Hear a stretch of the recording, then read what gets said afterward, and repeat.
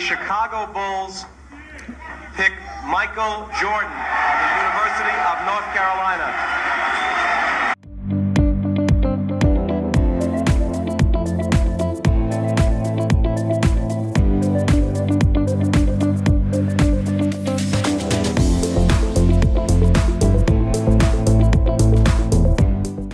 Hey guys, welcome back to another episode. I hope that everybody is doing great. I'm actually just midway through the NBA draft tonight here on Wednesday night. This video is actually not going to drop until Thursday morning.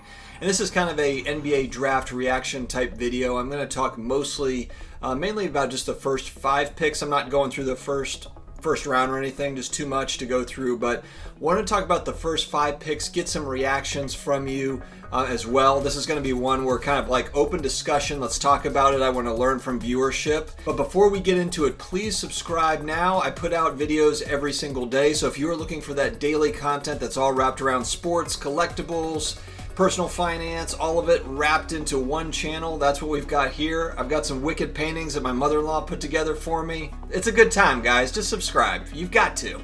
All right, today's video we are talking about the 2020 NBA draft. There's a lot of talk about, hey, this is a weak draft class. Not a lot of excitement around it, but look, we've come off of, 2 really strong draft classes. And so this one, and I kind of wonder, this is a question too for viewership, and put your comments below too on this. I asked this on Twitter last night, and so I'd like to hear kind of your thoughts on this. But do you think this draft class is considered weak in part because we did not have a March Madness? We didn't have an NCAA tournament to be able to watch guys make those plays and make those memories like we have in years past. I wonder that. I feel like that has to play into this to some degree.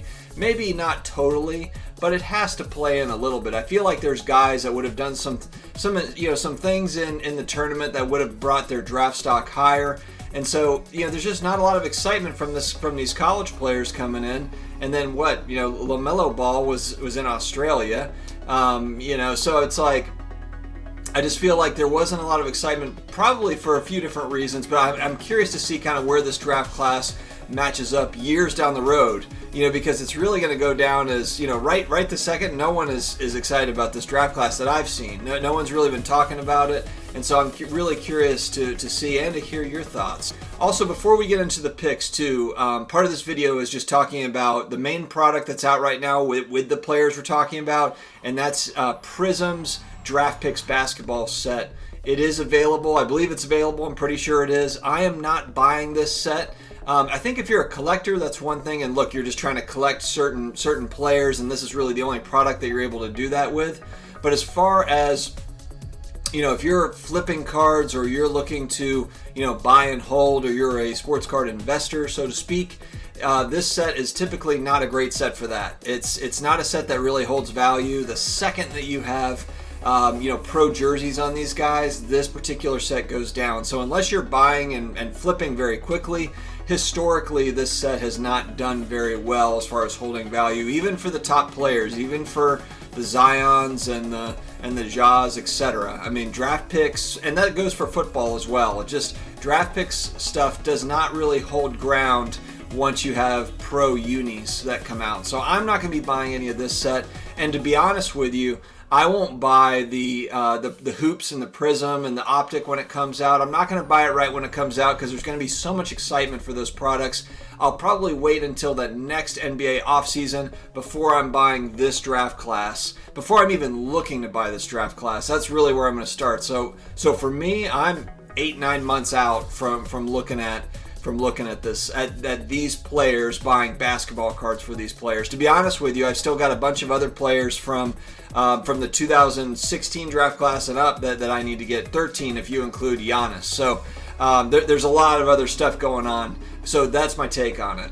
All right, let's talk about the number 1 overall pick, Anthony Edwards out of Georgia. This is a really athletic guard out of Georgia. When I've talked to people, they've really told me this guy is kind of that complete player in the draft. When I'm talking to people that have been following the picks and really following this draft class, Anthony Edwards, I've heard a lot of great things about. I've watched a little bit of his highlights. Didn't watch him play in college, and then again, we didn't have an NCAA tournament, so didn't really get to see him much. But he looks to be very athletic. He went to the Timberwolves. They have D'Angelo Russell and they have Karl Anthony Towns. Can they put something together in Minnesota? It'll be interesting to see. What do you guys think about this pick? All right, next up we have James Wiseman, who went to the Warriors. I thought this was kind of the pick that I wanted the Warriors to make. I'm not a Warriors fan, but I am pulling for those guys to kind of have a rebound season. Although, as I'm watching, I do see that Klay Thompson has a lower leg injury that's still being evaluated. By the time this video comes out, they might have already evaluated it and it's gone public, but that's a huge concern. I mean, I'll be honest, I was looking forward to seeing the Splash Brothers back in action and seeing the Warriors kind of doing their thing and competing in the West. And now, with Klay, we really have to kind of see what that means. So, but I really like James Wiseman for this pick. I saw when he got drafted, he was sitting next to Penny Hardaway, who is one of my all-time favorite players. I lived in Tallahassee, Florida when I was a kid, and I just remember Shaq and Penny were everything in the early 90s. Hey, Penny, is this couch real leather? Because it's sticking to my leg.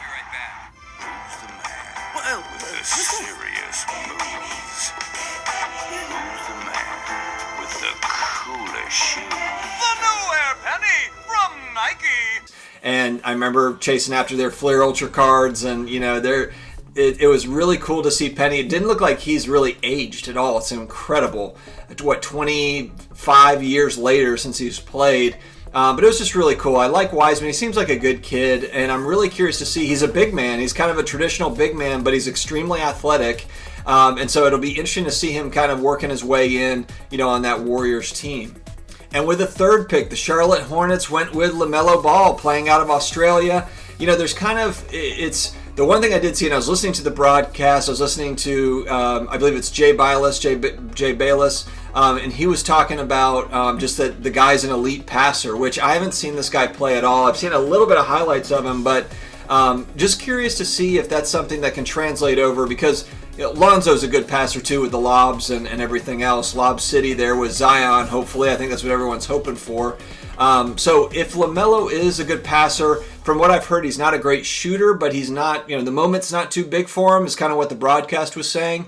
I don't know. I guess I'll have to see. But there's nothing really, I was watching some of his stuff online, and not just from tonight, but I've watched highlights of him, previous highlights. We'll just have to see kind of how he adjusts. But, if he's a good passer, maybe he's a good facilitator. I don't see him being an NBA superstar, but I'm no expert. Who knows? But we'll see how that goes. Let me know what you think about the Hornets with LaMelo Ball. This next pick was somewhat of a surprise for the Bulls from what the guys were saying, and it was Patrick Williams out of Florida State that went to the Chicago Bulls. And I thought this was cool. They kind of showed some backstory where his mom owns a florist business, and he obviously got experience making money, making tips, delivering flowers. Just kind of a really cool story how he came from humble beginnings, and a lot of these guys have, and it's just, I love watching, whether it be NFL Draft Day, NBA Draft Day. It's really cool seeing the adversity that these guys have gone through to get where they are. So the kid, he looks like a really nice kid, and I hope that he does well for the Bulls.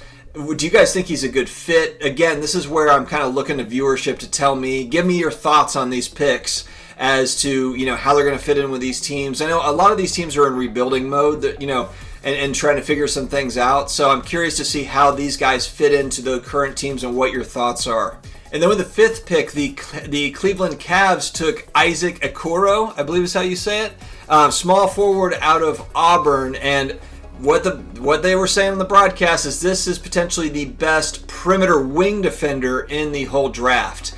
And that's important in today's NBA, where everyone's just dropping threes on you from everywhere. Even the centers can shoot threes. So perimeter defense is at a premium, and really it doesn't exist very much outside of a lot of, I would say a few guys are very, very good defenders, perimeter defenders. So interesting to see. I heard that he's a good player out of Auburn. Again, another guy, I haven't seen a lot of his game tape or anything, but interested to hear kind of what you guys think. The Cavs are just kind of in a ball, kind of a snowball, having with issues just as far as rebuilding goes.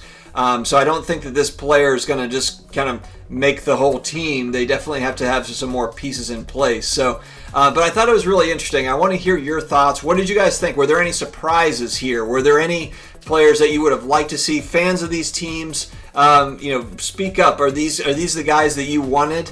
Or did they miss on certain players? I'd like to hear your thoughts. I thought, if you weren't excited about the NBA season, now we're excited. I mean, watching the draft, even it being a draft that I haven't kept up with, I'm a Mavs fan.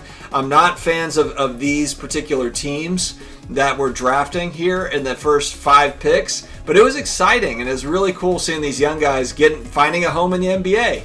Guys, thank you very much for joining, and like I said, please subscribe if you have not already, and we will talk to you again soon. Take care.